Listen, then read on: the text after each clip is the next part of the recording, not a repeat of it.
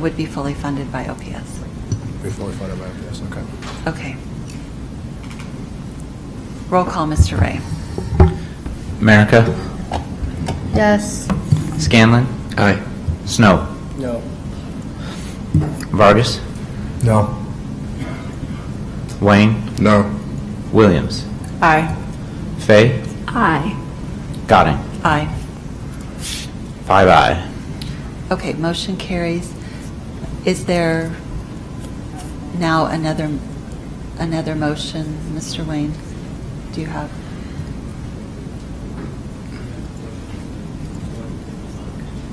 Do you have another motion? No, point of order.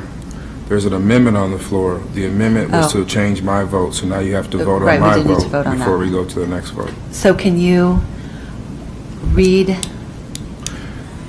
The that motion? The motion The on the motion floor. of Mr. Wayne. We approved the amendment, so now we're going to go back to Mr. Wayne's. Mr. Wayne's motion was to move to support the Kennedy plan presented, excluding the SIG grant, with the direction to staff to apply for an additional $250,000 per year for 5 years. That was Mr. Wayne's initial. Point of order. Point of order. So what needs to happen now is my motion has been changed to Ms. Williams' motion, so we need to do a roll call vote on Ms. Williams' motion, and that'll clarify everything. So, Madam President, if you will call a roll call, it'll be on the exact same language we just voted on, which would be changing of my motion would be the exact same language that Ms. Williams just voted on. That is correct. That is correct. So a roll call vote on Ms. Williams' motion, which amended Mr. Wayne's motion. So we're voting twice. So we're voting again. Okay. We voted for the amendment. Now we're voting on the motion of the amendment. Scanlon. Aye. Snow. Aye. Vargas. Aye. Wayne. Aye. Williams. Aye. Fay. Aye. Goding. Aye. America. Aye. 8 aye.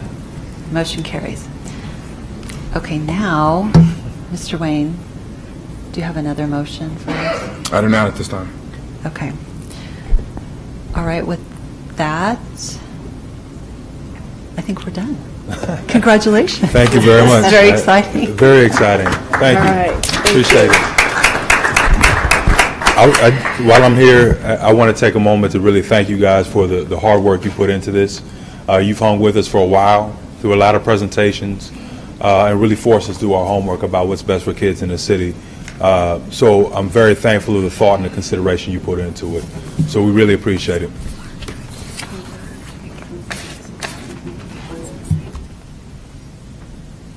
So I am going to go back, just in case anybody did want to make a motion on the SIG, just to give them the opportunity to make a motion on a SIG grant for Kennedy. So does anyone, and Mr. Evans has one quick comment. Thank you, Madam President. I think what staff wanted to provide the board, it got rather complex. I thought it was going to be fairly simple, was we had a plan, a well-worked plan with the community to move forward on 75 North. The board's now approved that well-worked plan. What the staff had wanted to give the board an opportunity to is, when the rules changed 2.5 weeks ago on a school improvement grant, did the board want to provide additional funding through the school improvement grant? That was really all staff wanted to do. If the board doesn't want to apply for that, we don't have to. What the staff has heard from a couple of board members at the table who are here right now in the past is that we left money on the table, that you're leaving money on the table. And so we want to give you that opportunity to not leave money on the table. So that's why it's here. Like I say, it got rather complex, but I didn't think it was that complex to begin with. If you don't want to, we understand and we're okay with that too. If you want to, then we'll apply for those dollars and we'll have an opportunity for additional assets and resources that we're eligible for. So that's really what staff's thinking was. Okay, do any board members want to make a motion? Ms. Merica? Okay, trying to combine everyone's thoughts that I've heard here.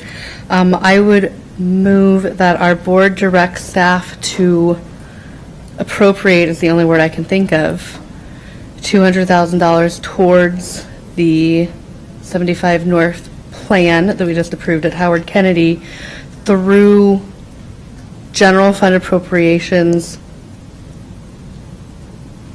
SIG grant funding, and/or other funding opportunities. Second. So Okay. can I explain what I'm trying Yeah, to say? go ahead, Ms. So Murphy. basically, I'm saying, yes, the district should step up and put funding into this and show that we are really committed to being part of this project, but giving us the flexibility to apply for a SIG grant. We have until June 1st to do that. It's not saying we have to go out and do it tomorrow. I'm saying give us the flexibility to look at doing that, consider doing that, or to see if there's if there are other funding opportunities, take advantage of those as well. Because we may be able to find funds through some other program or some other source that could go to that as well. And then if we get 100,000 from a SIG grant or from another grant, then the district needs to find the rest of the 100,000 that our board directs to commit. Mrs. Fay? That was my question, if there was, through whatever funding, if we didn't total 200,000, if the district would make up the difference. Okay, any other discussion? So, Doesn't the conceptual Mr. Wayne? that we just approved already outline that, considering that the PowerPoints already said that we were going to apply for SIG and use money towards, and it has a budget in which we're using money for. So I think the motion's redundant. I don't think Ms. Merica? I don't think so, because it's saying, we all sounded very concerned about if we apply for a SIG grant and we don't get the full 200,000, it's going to hurt our schools, what are we going to do? And what my motion is saying is if we apply for a SIG grant and we don't get the full 200,000, our district is going to step up and fund the rest of it. That's fine. So I think the SIG was excluded in the previous, we were just talking about the concept of the program. So Mr. Ray, can you read that motion and then? Board directs staff to provide an additional $200,000 with the possibility of funds through general fund or grant funds.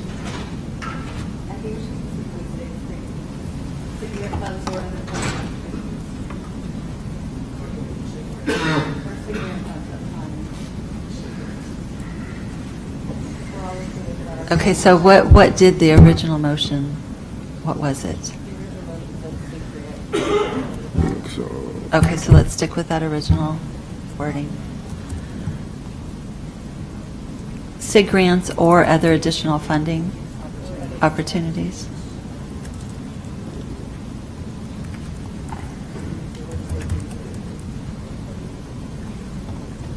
I have a question. He's typing. I just have a question. Mr. Vargas. Sorry. Yeah. So why are we appropriating X, Y, or Z funds from wherever to Kennedy?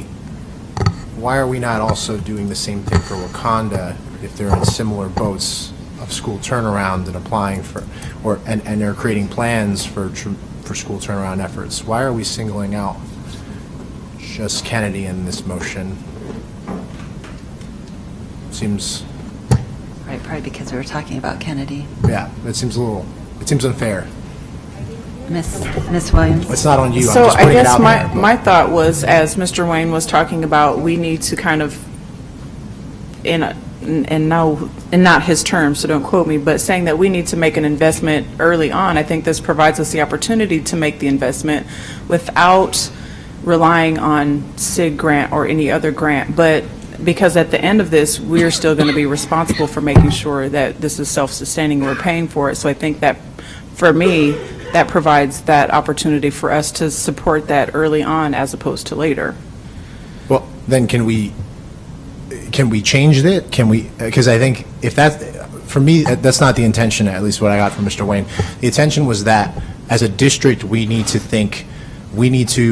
reallocate our resources to do school turnaround, and that should be for all of our school turnaround efforts. But why would we just do it for one school? Why don't we reallocate $500,000 to school turnaround efforts? To build our capacity to do school turnaround, which then would equitably include the efforts to support Kennedy and Wakanda. And that's a great point, but this conversation is only about Kennedy.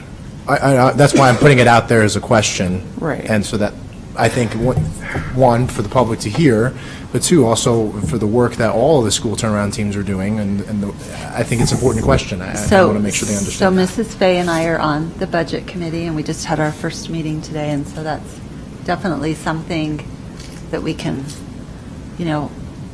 have that conversation with Mrs. Kanoki regarding that whole school turnaround piece and priorities for the board. Mr. Scanlon.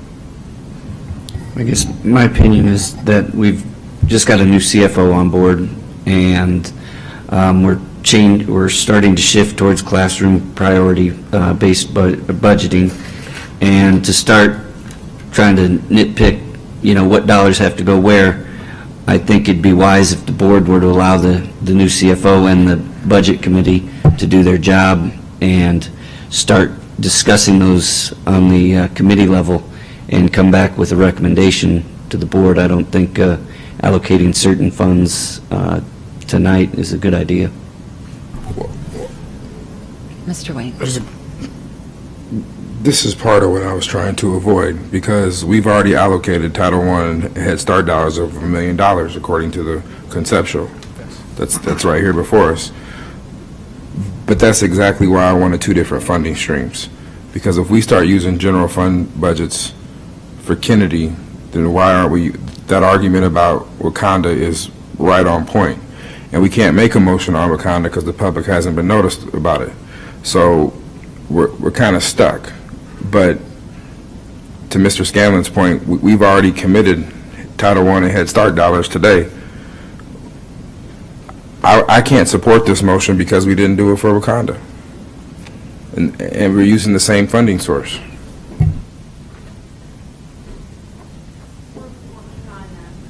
So, Mrs. We're working on the school budgets now, for the school building budgets, with using the equity formula, and then we're working with the Budget and Finance Committee to show them what our revenues are and what our expenditures are and where we're going with it. So we will take this into consideration when we're working on the budget, and then when we present it to you, you can make your suggestions. Mrs. Fay. Perhaps an idea would be to table this discussion about funding, applying for a SIG grant until we can have a little bit more information. It doesn't seem like we have A, enough information, B, any kind of consensus, or C, a plan. So it seems very reactionary, and I want to be thoughtful about how we do this. And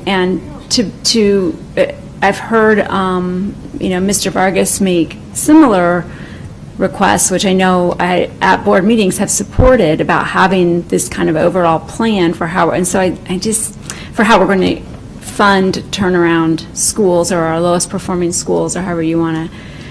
I'm not saying prolong it a long time, but we could certainly wait 2 weeks until we have just some more information, because it doesn't feel well thought out right now. So are you asking for it to be tabled? I'll second it. I move to table this discussion, this motion. Do I need a date certain? Yes. No. Well, Don't give it a date certain, it stays on the table until you have a specific one. Do next meeting. I move to table this motion. to the next meeting? Or I don't have to have a date certain, right? So I can just table it? Yeah. Okay. Second. A motion by Mrs. Fay to table this motion that was on the floor, and a second by Mr. Wayne. Mr. Ray, Roll call, please. Scanlon. Aye. Snow. Aye. Vargas. Wayne. Aye. Williams. No. Fay. Aye. Gadding. Aye. America. No.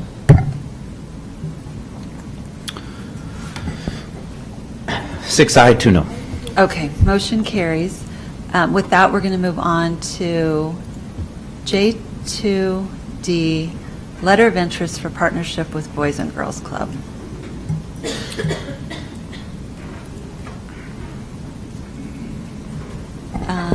I think, Mr. Wayne, you had questions about this? We're at J2D, letter of interest for partnership with Yeah, Boys and Girls Club. Just generally speaking, when we got the project 75 North, there was a school name, there was some detail to it, and this could be any school, anywhere. And I know Mrs. Fay and some other board members mentioned a kind of matrix on how we're approving these and how we're not. So I was just wanting to get some background information on, do we know schools, do we know, because it's just kind of blanket. And I'm okay with blanket, but I just was wondering.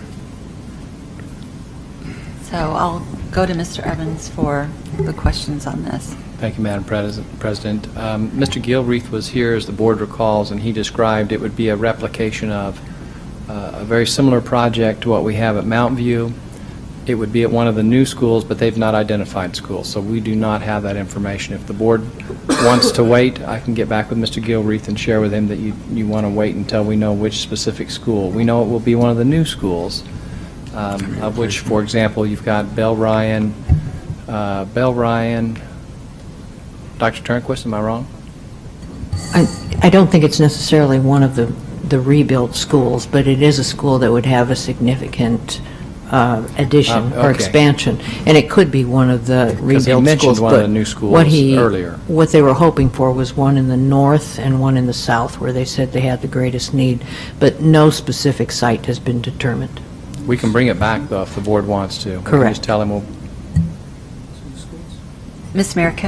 Maybe I'm confused about our process, but I thought the process we approved was that they submit a letter of intent.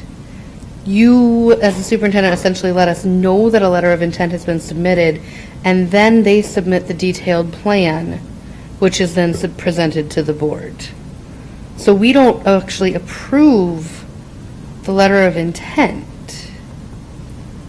Well, it's new Do we? policy, so I'm going to defer I'm to going to, Mr. Ray on that. Mr. Ray is looking at Mrs. Neelis Brush, and so Mrs. Fay. I believe that's correct. And then the other part of that I think that we asked for was some sort of, I use the term rubric, but checklist, however, so that, Mr. Evans, when you and your staff go through and either accept or decline a letter of interest, that the board has some idea as to why that was accepted or declined, so that we can go through and say, oh, it met the budget requirements, it aligns with the strategic plan, it identifies these schools, so we know why. Or if you decline one and you let us know a letter of intent was submitted and we declined it, then we can go, oh, this is why, it's very clear, and then so that was my understanding of the policy as well.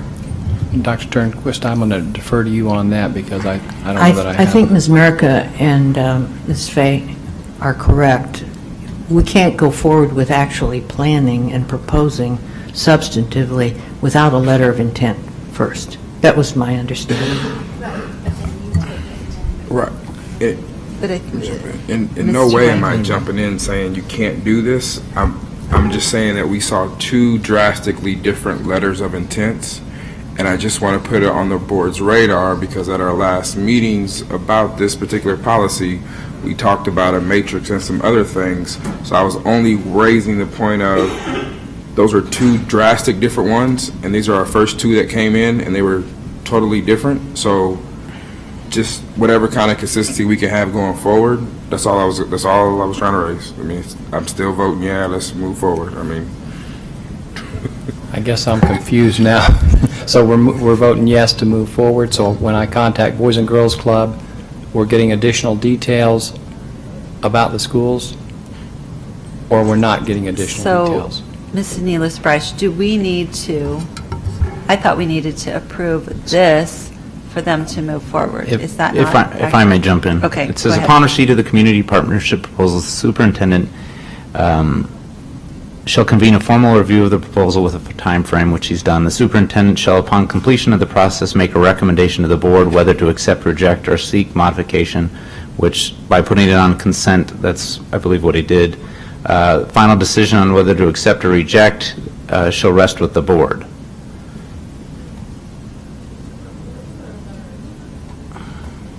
The letter of intent shall submit such LOI to the board for their consideration.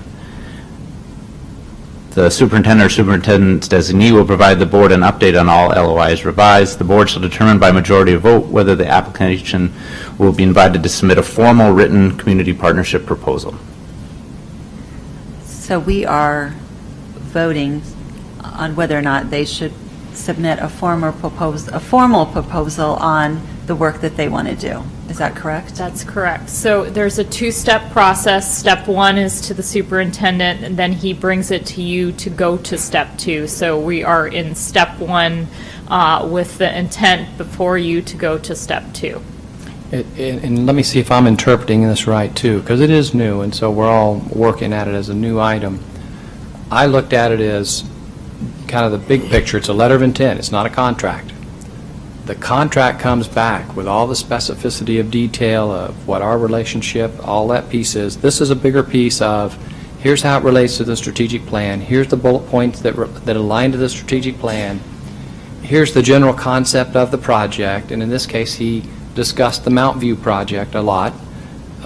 I thought that was a good letter of intent saying, this is in general where they're headed, and this is how it lines up with the work you have, and then we'll come back to the board and say, here's the specificity, here's the contractual obligation you'll have if you're willing to approve it, and then we're going to have to sign off on that. We do not have the contractual language. We don't have that yet. So the question is, from my perspective, do we want them to have all of the contractual language and have it come back later at a later date, or is the broader overview where we align it to the strategic plan and give the general parameters of the project in a letter of interest and letter of intent? Is that okay? I'm looking for direction as much as anything from what the board would prefer, how they would like to have it, and we're willing to, and I'm willing to go either way.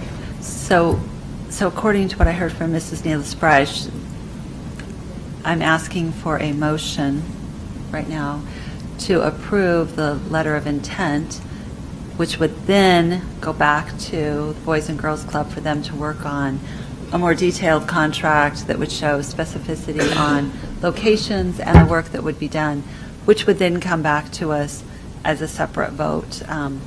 But this gives them the knowledge that we're interested in partnering with them before they go off and do a whole bunch of work. So is there a motion to accept the Boys and Girls Club letter of intent as So moved. presented before us? Motion by Ms. Williams. Is there a second? Second. Second by Mrs. Fay. Any discussion? I have one Mrs. Fay? question. Thank you.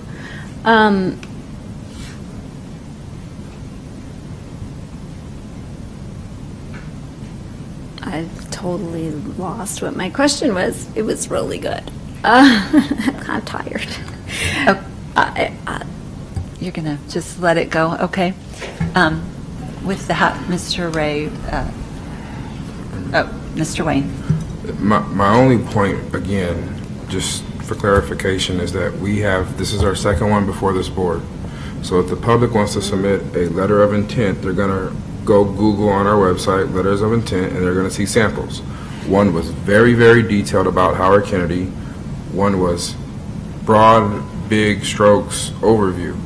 And my point of having this conversation was, I think either Mr. Evans needs to come to us with a sample of how he's going to do it, or we're just going to leave it case by case and we're going to get a whole bunch of random different ones. But I think if we're trying to invite community partnerships, we need to be clear on what we're looking for, not just the questions, but good samples. Because if I'm out there reading 75 North versus this one, those are totally two different proposals. I don't know if I need to go do my research in the neighborhood and do all that and put it in this one, Or do I just do a Boys and Girls Club set and say all over Omaha we might do something? I was just trying to provide some clarity for our public. Mrs. Fay. I remembered. So, so can we assume that because Mr. Evans, because this came before us on the consent agenda, that you are supporting it, or just as an example, you wouldn't put a letter of intent on there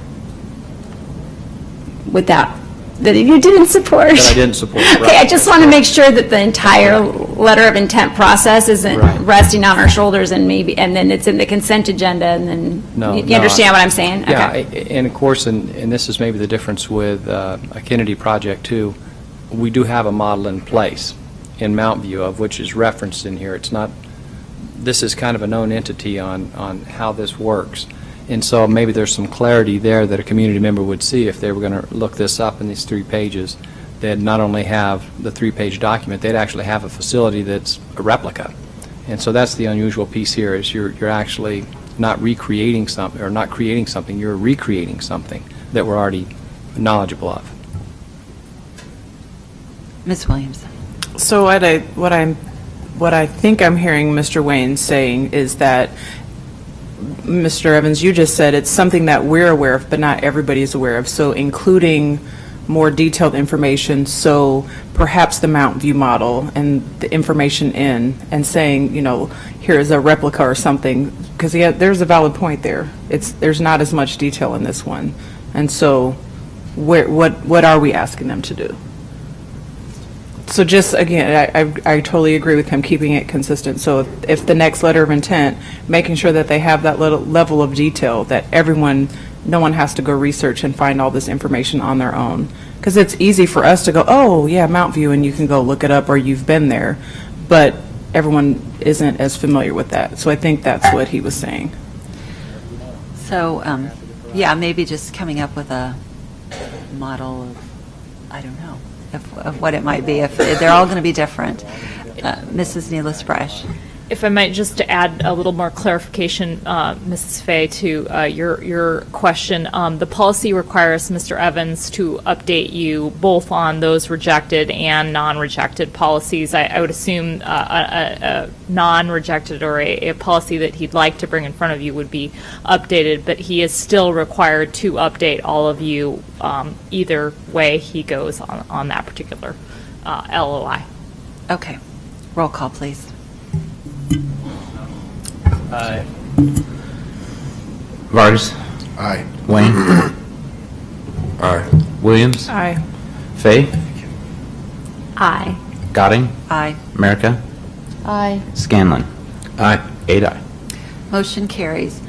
Next, we're going to move back up to J2B legislative update, and Mrs. Fay and Mr. Lindsay.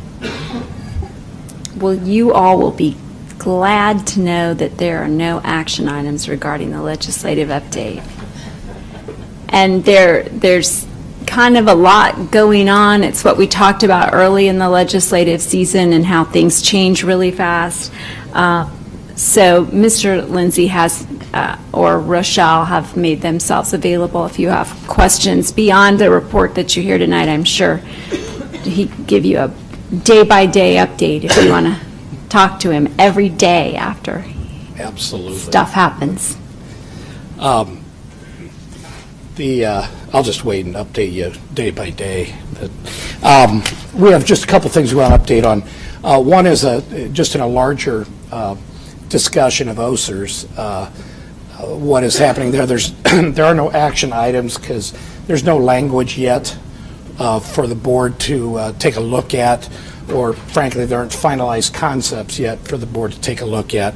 But there have, just to give you an idea of where the discussions within the committee have been going, there are attempts to further align OSERS and NPERS with respect to benefits going forward, so that with the idea being that that teachers, employees throughout the state have roughly the same, or as close as possible, the same retirement benefits.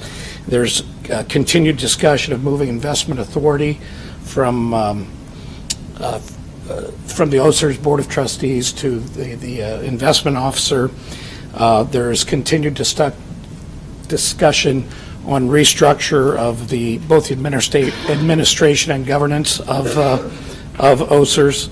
Again, the model there they're looking at is the Public Employees Retirement Board, trying to align those as well.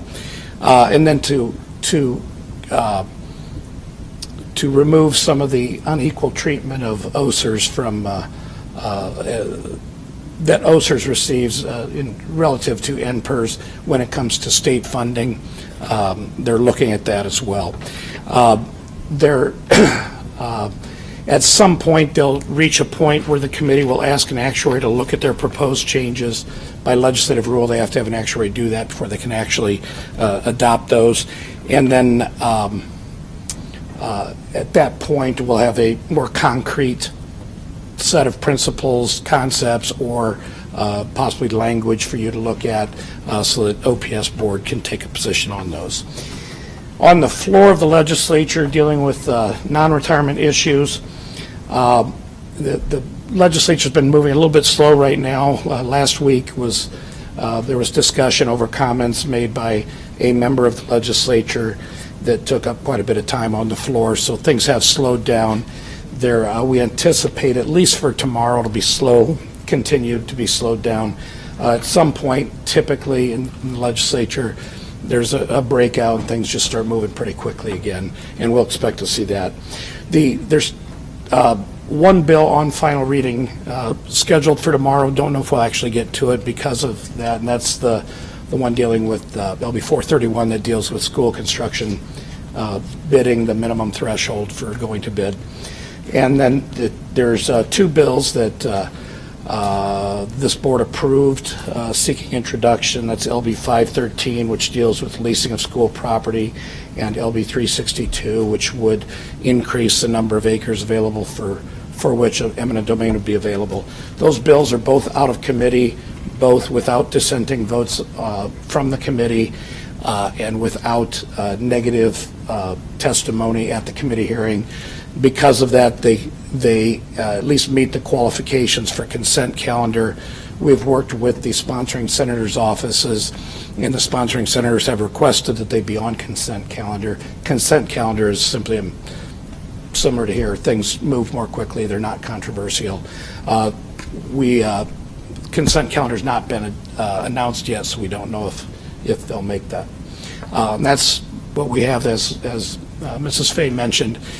There's no action items from the committee. Be happy to try to answer any questions. Does anyone have any questions? If not, thank you so much for being here so late. Mrs. Williams. I move that the Board of Education go into closed session for the protection of public interest and for the prevention of needless injury to the reputation of individuals to discuss with the superintendent, secretary to the board, legal counsel, Tony Turnquist, I'm going to mess up Connie's last name, Connie Telfian, pending litigation, real estate, and legal advice. Let me remind the board that the purpose for closed session is for the protection of the public interest and for the prevention of needless injury to the reputation of individuals, to discuss with the superintendent, secretary to the board, legal counsel, Tony Turnquist, and Connie Telfian, pending litigation, real estate, and legal advice. Let the record reflect that the board went into closed session at 10:01 p.m.